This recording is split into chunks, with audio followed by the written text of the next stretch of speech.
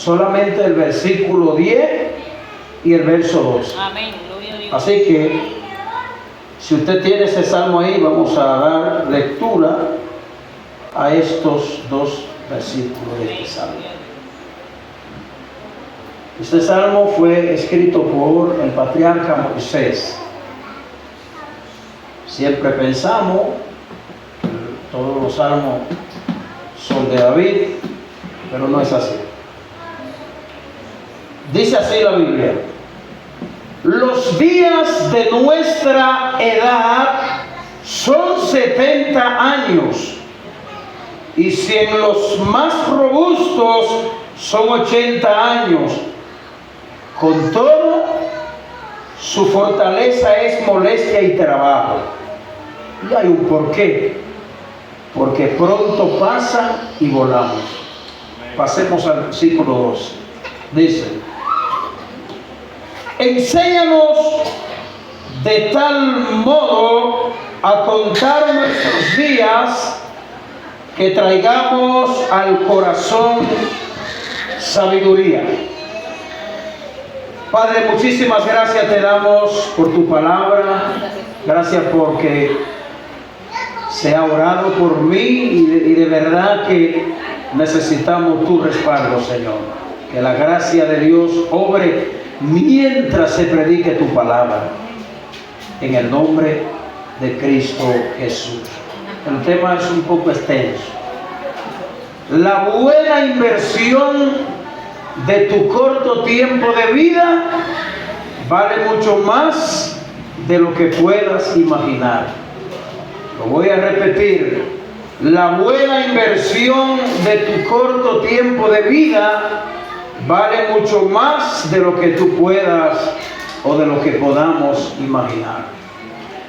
Yo no tengo la menor idea, no puedo recordar las veces que el Salmo 90 lo he usado para predicar, dar exhortaciones breves, predicaciones, prédicas en culto memorial, culto cuerpo presente.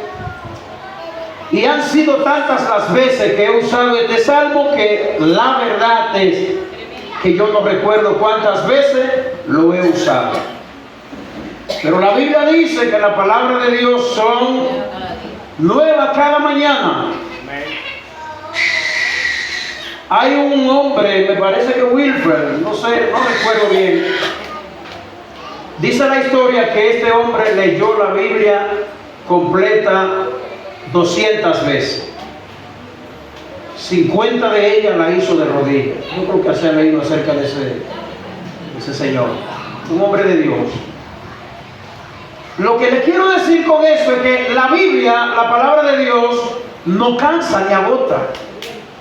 Es una fuente de manantial inagotable. Usted se puede acercar a un pasaje bíblico vez tras vez y usted encuentra que ese pasaje bíblico es dulce para usted. Así que aunque yo le haya dicho que al principio que he usado este salmo para predicar en otras muchas ocasiones, pues la palabra de Dios son nuevas cada mañana.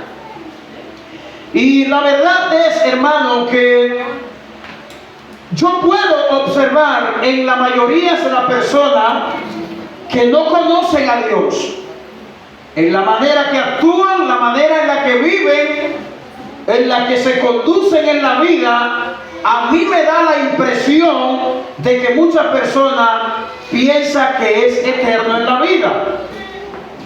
No sé si esta misma impresión que yo tengo fue la que tuvo el salsero puertorriqueño llamado Tito Rojas, muy conocido. Escribió, no sé si le escribió él, yo sé que tiene una salsa que sonó bastante por los años 90, 89, 90, titulada Nadie es eterno en la vida. Qué gran verdad. Y la vida de las personas, cómo van construyendo la vida, cómo se conducen, cómo viven, qué perspectiva tienen de la vida en este mundo. Vuelvo y les reitero, a mí me da la impresión de que mucha gente piensa que nunca va a abandonar este tabernáculo, esta tierra. Piensan que van a vivir para siempre, pero esa no es la realidad. Aquí vemos un hombre muy conocido en el Antiguo Testamento y por nosotros también, ya que se encuentra en la Biblia. Sus historias en la Biblia son muy relevantes. Es un hombre de gran hito en la historia bíblica de Israel y es el patriarca Moisés. A lo largo de este salmo, que consta de 17 versículos, este salmo es una oración que Moisés eleva ante Dios. Y esta oración de Moisés muestra la reverencia, el temor, la convicción que Moisés tenía de la brevedad de la vida, porque el salmo se titula La eternidad de Dios y la transitoriedad del hombre. Es decir, el hombre, por más intento que haga de seguir viviendo, seguir invirtiendo en el mundo de la medicina, tratando de alargar la vida, muchas personas hermosean sus cuerpos cuando se está poniendo viejo y tratan de detener los años. Yo quiero decirte que la realidad es que un día nos vamos de esta tierra. Y óigame, la Biblia llama a la vida del hombre, los más robustos, dice Moisés, son 70 años y en lo más son 80 años. ¿Y sabe qué dice Moisés acerca de esta gran verdad y convicción que Moisés tenía? Que eso es breve. Ahora, ¿por qué es tan breve? Digamos que una persona tenga que durar 120 años. Y eso sigue siendo breve, porque el hombre fue creado para vivir eternamente.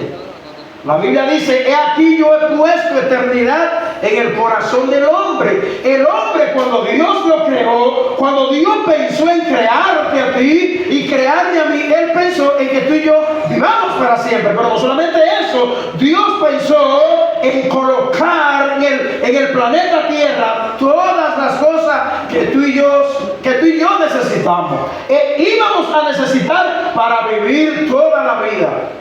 Así que el hombre fue hecho para vivir para siempre. Y esta es la convicción que no solo Moisés tiene de la vida. Otros autores de la Biblia entienden que la vida es muy breve.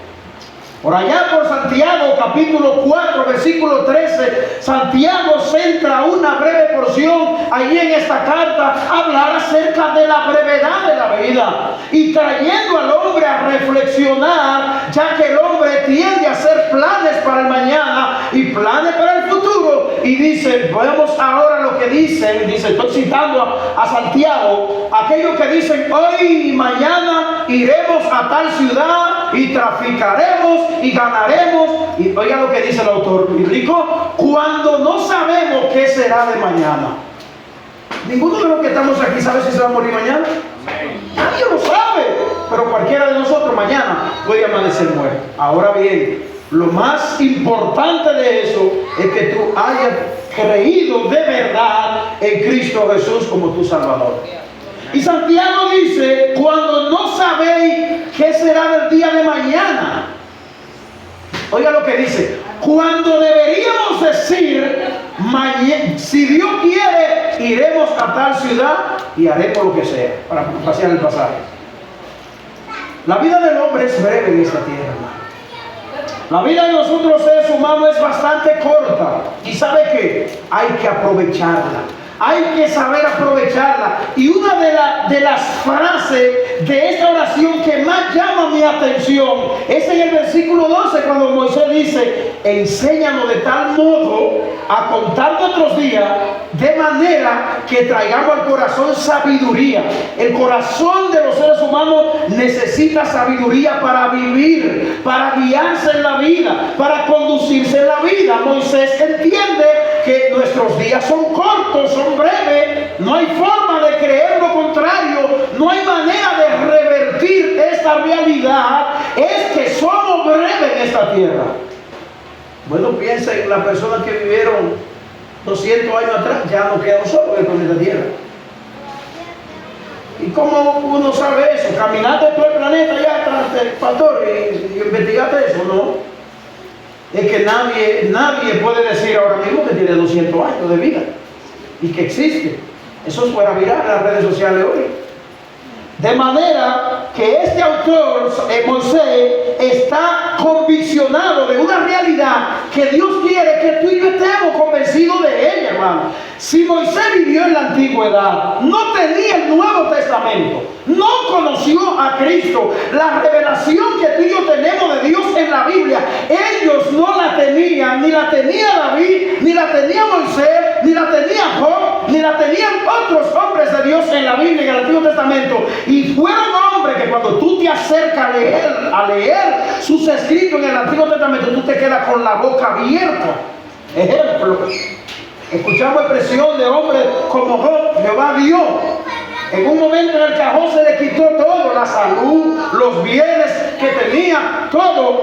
Y dice este hombre, bueno, si Jehová dio, quitó. Sé el nombre de Jehová bendito. Este hombre brota de alabanza y adoración por la situación que está pasando.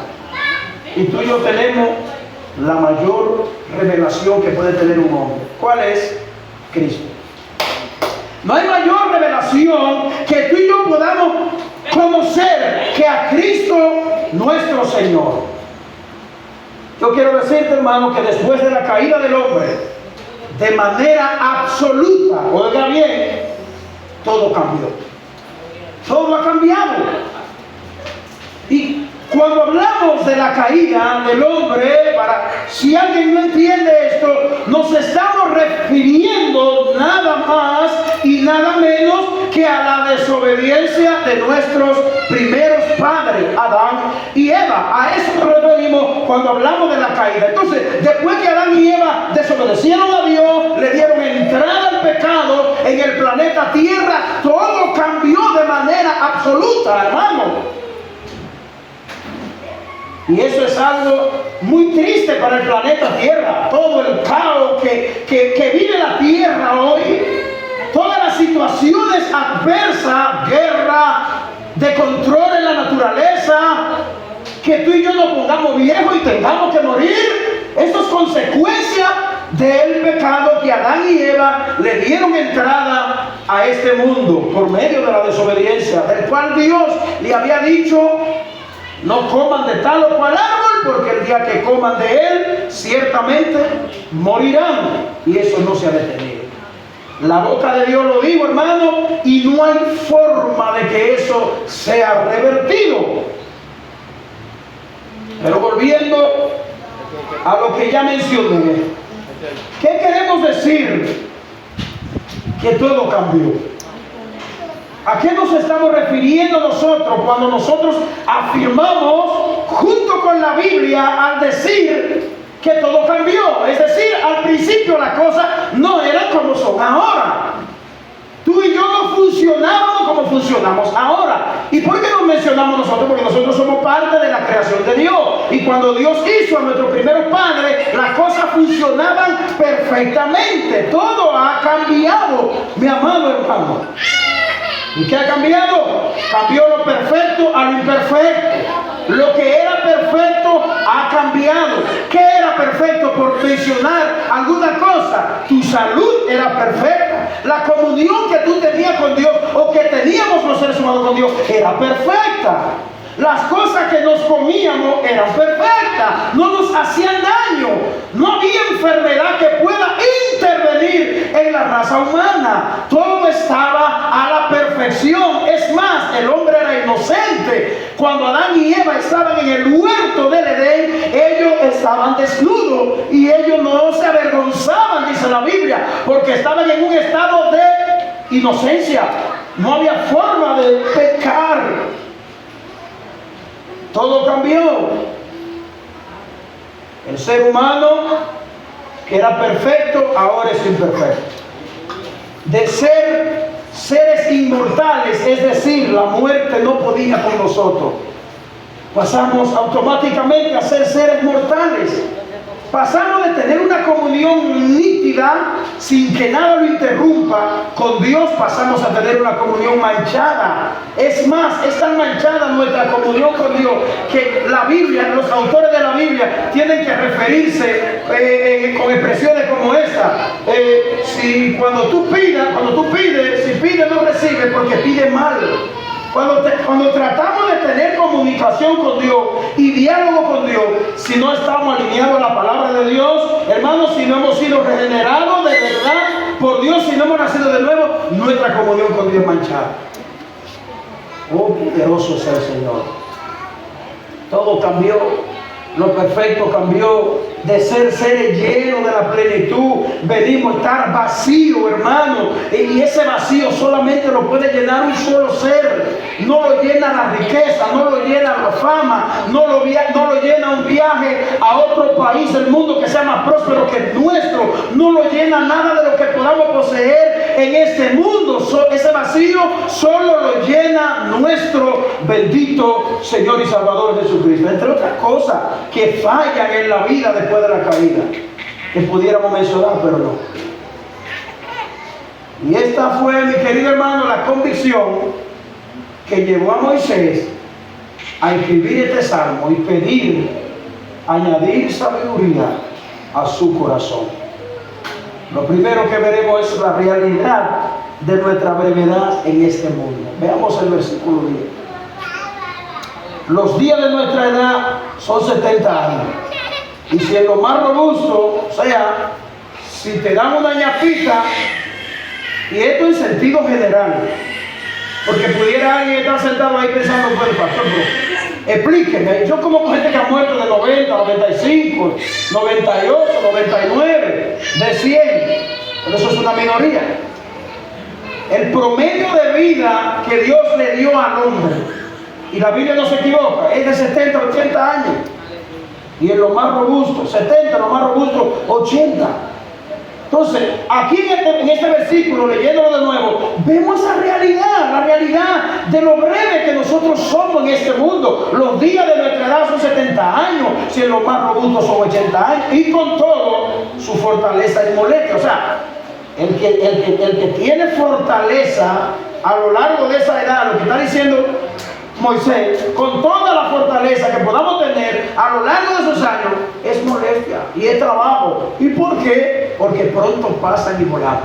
En otra palabra, el gozo que yo puedo tener de haber durado 4, 5, 8 décadas, ese gozo se termina al doblar la esquina, cuando ya tengo que tener una cita con la muerte, cosa que nadie quiere tener.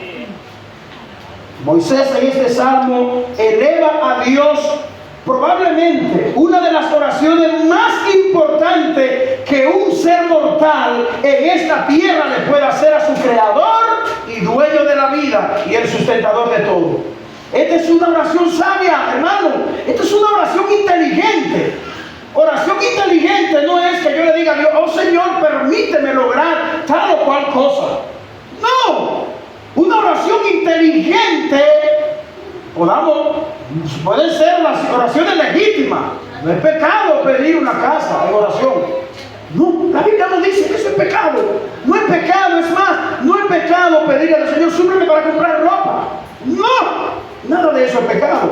Si fuera pecado, en Mateo capítulo 6, cuando Jesús está hablando de la afán y la ansiedad, no menciona, o sea, mencionando que nos podemos afanar por el vestido, por la comida, etcétera, etcétera, no mencionaría finalmente Cristo que esas añadiduras vendrán luego.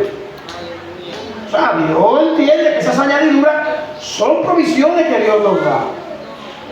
Pero esta es una de las oraciones más sabias que cualquier hombre le puede hacer a Dios. Señor, en medio de la necedad en la que vivimos nosotros y cómo son nuestros corazones, como dice Jeremías 9:17, que engañoso es el corazón más que todas las cosas y perverso, ¿quién lo conocerá? Tu Señor que escudriña y conoce los corazones. Entonces Moisés lo que le está diciendo aquí al Señor, he podido entender que mis días son tan breves que tengo que aprovecharlo al máximo. ¿Y qué debo hacer para aprovecharlo al máximo? Bueno, tengo que prepararme académicamente, rápido, con urgencia. Con urgencia tengo que lograr aquello o lo otro. No. Moisés entiende que con urgencia Dios tiene que darle sabiduría a su corazón para poder vivir lo mejor posible esa vida que Dios nos ha regalado a todos los que estamos aquí. Tú tienes que pedirle a Dios que te dé sabiduría para poder vivir esa breve vida que Dios te ha regalado. Alabado sea el Señor. En este versículo 10, Moisés presenta el promedio de vida de los seres humanos. Y esto, como ya le dije, es el sentido general. A sabienda de que hay otras circunstancias que pueden permitir que una persona muera con menos edad de la que el salmista está mencionando aquí. ¿Y cuáles cosas pueden presentarse en la vida que pueden arrebatarle la vida a alguien antes de los 80, de los 70 y los 80, los accidentes que ocurren, las enfermedades, entre otras cosas de la vida? La violencia que hay en la tierra ha permitido que miles de gente a los 20, a los 25, a los 30 se mueran llenos de salud. Y esto lo ha permitido la violencia, las enfermedades, los accidentes de tránsito, etcétera, etcétera. Así que, aunque la Biblia haya decretado que los días de nuestra edad son 70 o 80 años, no empieces tú a celebrar y a decir, bueno, el que lo tiene, amén. ¿Cuánto usted tiene, Melito? Yo 65. Bueno, ya usted puede decir que usted está ahí cumpliéndose esa palabra en la vida suya. Yo no lo puedo decir todavía, y la mayoría de los que estamos aquí no lo podemos decir. Pero lo cierto es que lo más seguro que nosotros tenemos es que un día nos vamos a acostar en un ataúd. Eso es más seguro. Créame. Si a usted le han dicho que el seguro de Senasa que usted tiene es el mejor seguro, o otro privado, o cualquier otra cosa, es lo más seguro, yo quiero decir que una de las cosas que tenemos más seguro, los seres humanos en esta tierra, es que vamos a fallecer. Alabado sea nuestro Señor y Salvador Jesús. Esta es la realidad. Estas son las realidades. Una señora que tiene 13. ¿Que tiene? 113. Sí, hay personas que lo logran. Diciendo que quiere hablar con Dios. Ok. Él no quiere hablar con Dios. ¿No quitarse la lleva? El difunto Pablo murió en 122. Exacto. Y esa es la realidad, mis hermanos. Tomando en cuenta todo esto que le acabo de mencionar, estemos convencidos, al igual que Moisés, que en cualquier momento, no sabemos cuándo, hermano, volamos de este mundo hacia un viaje que se llama eternidad. Dos caminos conducen a los seres humanos al irse de este mundo. Dos caminos. Ambos conducen a una eternidad. Uno conduce a la vida y otro conduce a la condenación eterna. Es esta la convicción la que nos debe llevar a la profunda reflexión y no vivir una vida llena de necedad y de terquedad que no tiene más que un final que no queremos ni siquiera verlo, un final erróneo, hermano. Y es de ahí a lo que nos vamos a referir en nuestro segundo punto, que se llama: ¿qué puede ser una mala inversión de nuestro tiempo, el cual es limitado en este mundo? Es decir, hay cosas que nosotros invertimos para nosotros mientras estamos aquí y la buscamos con diligencia y procuramos lograrla, y pueden ser malas inversiones. Hay cosas que son legítimas, que no son pecaminosas, que se pueden convertir en malas inversiones. Tiempo de vagancia. Hay mucha gente que invierte tiempo de vagancia. Yo he vivido tiempo de vagancia en mi vida. Todo no ha salido a la perfección, hermano. Llámese horas interminables utilizando nuestras redes sociales personales horas interminables pegado a un computador, horas interminables pegado a un televisor, o escuchando la radio, y todas esas cosas que yo le acabo de mencionar, es cuando utilizamos cosas que son vagas y vanas, que no nos aportan absolutamente nada productivo, sino pérdida de tiempo. Hay gente que en su currículo tienen cientos de horas acumuladas porque duermen mucho. Hay gente que en su currículo tiene cientos de horas que consumen mucha caricatura, muñequitos. Por ejemplo, por ahí hay una caricatura que fueron muy famosas en los años, me parece que finales de los 90, Dragon Ball. Eso le consumió a tiempo a Titirimundate. No sé cuáles aquí escucharon una supuesta expresión que el presidente de ese entonces, Hipólito Mejía, se refirió a eso, que iba a ver a Don Goku. De manera, mis hermanos, que hay muchas cosas en las que nosotros invertimos nuestros tiempos, los cuales son vagas y vanas. Exceso de todas las cosas que ya les mencioné. Ejemplo, cuando nosotros estamos, un grupo de creyentes está orando en el culto congregacional y tú tal vez pegado a un televisor en tu casa. O tú te quedas no voy hoy.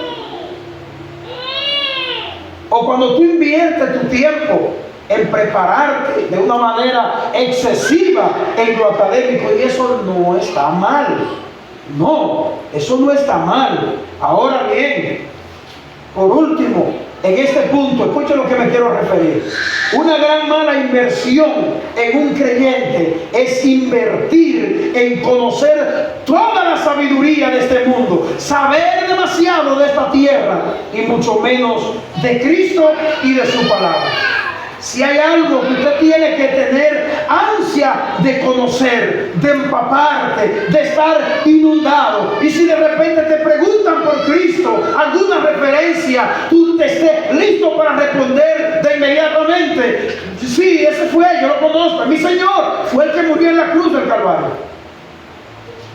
Y tú estés empapado de él. El día que tú tengas que dar razón de Jesús, si te preguntan por él, tú digas con toda altura: yo conozco de mi Señor. Y responder. Imagínense, hermano, que una persona le diga a usted, como me ha dicho a mí, y yo sé que a muchos de ustedes: varón, venga, siéntese, hablando de la palabra un rato. Y usted no tenga nada que decir. Eso sería muy triste y vergonzoso. Alabado sea el Señor. La verdad es, hermano, de ahí es nuestro tercer y último punto, que se llama nuestra mejor inversión mientras pasamos brevemente por este mundo. ¿Cuál puede ser nuestra mejor inversión? Aunque usted invierte en otras cosas que son secundarias, que no sean legítimas, hay que hacerlo. Por ejemplo, hay que trabajar. Hay algunos que llegan al extremo de decir que los cristianos no deben trabajar. No, eso es un engaño y una mentira. El creyente debe trabajar y proveer para su casa y llevar a su casa. El creyente tiene que invertir trabajo en sus labores. Claro que sí, tiempo, en sus labores. Eso es legítimo, es bíblico. Lo que no es bíblico es lo que Cristo corrige en Mateo 6. No os afanéis por vuestra vida. Cuando tú llevas la cosa a un afán extremadamente.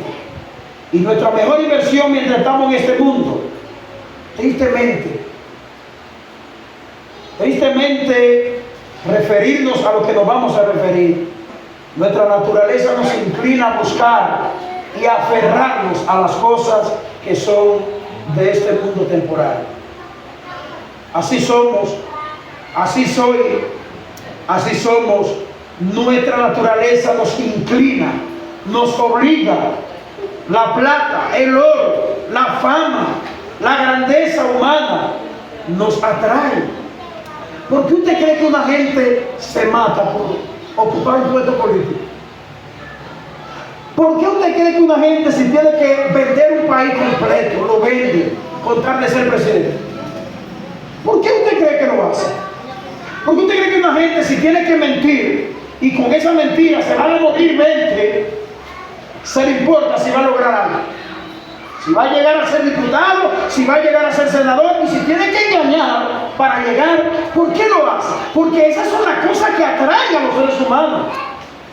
Nuestra naturaleza caída nos hace estar inclinados, atraídos a las cosas que son prohibidas, a las cosas que son perecederas, a las cosas que se acaban, a las cosas que no aportan nada para la vida de cada uno de nosotros. Es triste referirnos a eso. Salomón, en el libro de Proverbios, él nos invita y nos insta a buscar la sabiduría más que todas estas cosas que ya hemos mencionado. ¿Cuál sería entonces nuestra mejor inversión? Conocer, amar, servir, adorar a nuestro Señor. Punto. Esa es la mejor. Pero muchas veces no nos damos cuenta de eso. El pecado no nos deja ver eso, esa preciosura, no nos deja ver esa gran verdad, no nos permite entenderla con la nitidez que debemos entender eso. Tú sabes lo que hace una persona cuando entiende eso, se enamora del Señor. Ese Señor que lo perdonó, que lo salvó, que le dio la vida, que lo regeneró, que lo limpió. Cuando comprende eso, se apasiona por el Señor, como lo hizo aquella mujer que ungió los pies del Señor antes de su crucifixión y fue criticada, una mujer muy devota al Señor. Conocer y amar al Señor, servirle, adorarle, es nuestra mejor inversión. Créame que sí. Es la más maravillosa, hermanos, la más valiosa, la más excelente, la más grandísima de nuestra inversión. Cada uno de los que estamos aquí diariamente tiene que hacer esfuerzos por vivir. Desde que usted se levanta de su cama, se cepilla, se baña, empiezan las horas del reloj a correr y mire, usted puede estar sentado pensando. Óigame bien. Y todas las acciones que nosotros hacemos en la vida son esfuerzos que hacemos por algo que queremos. Aunque algunos lo hagan robando, atracando, matando, pero todo lo que el hombre hace, el esfuerzo, las acciones, las reacciones, el interés que nosotros mostramos es porque queremos invertir en nuestra vida algo, aunque no vaya a ir mal. Salomón dice que hay caminos que al hombre le parecen derechos, pero su final es camino de muerte. Para corroborar lo que yo acabo de decir, yo me voy a ir a un pasaje bíblico que se encuentra en Colosenses, capítulo 2. Colosenses, capítulo 2, los versículos son el 2 y el 3. Presta atención. Para que estén consolados sus corazones, unidos en amor, hasta alcanzar todas las riquezas de pleno entendimiento. Oiga bien. A fin de conocer el misterio de Dios Padre y de Cristo. Versículo 3. En quien están escondidos todos los tesoros de la sabiduría y del conocimiento. En Jesús, hermano. ¿Tú quieres que tu vida sea enriquecida? ¿Tú quieres que tu vida sea plenamente llena de gozo, de felicidad, de paz? Que tú brotes de amor, llénate de Cristo. ¿Dónde lo encuentro, pastor? En su palabra. ¿Dónde lo busco? En el secreto, en mi casa, en oración, en meditación, en comunión con otros hermanos, etcétera, etcétera. Concluimos pues diciendo lo siguiente. Hermano, tu mejor desgaste que puede tener en esta vida es servir, conocer a tu Señor. ¿Cuántas veces, hermano, se nos pelan las pestañas haciendo de todo, menos por conocer a nuestro Señor Jesucristo? Invertir tiempo en el estudio de la palabra de Dios es la mejor inversión, no hay otra mejor. Nunca olvide que en cualquier momento tú y yo no estaremos físicamente en este mundo. Vete de aquí meditando en esto, hermano. Vete de aquí pensando Es verdad. Oye, ¿qué es lo que yo estoy pensando? Y será cierto que yo he estado viviendo la vida como que nunca me iré de este mundo. Vete pensando que en cualquier momento te va. Pero ¿qué hacer antes de irte? Ama a tu Señor, sírvele, adóralo, témele, pídele y dile que te ayude. Que todo esto nos lleve más y más a amar a Cristo. No pierdas tu tiempo en cosas vanas. Aprovecha tu tiempo en servir a tu Señor. Y sabrá lo que significó para ti haberlo tomado a Él como tu mejor tesoro. Hermano querido, que el Señor le bendiga. Amén. Y que Dios le guarde. Amén. Gracias te damos, Señor. Gracias por tu palabra.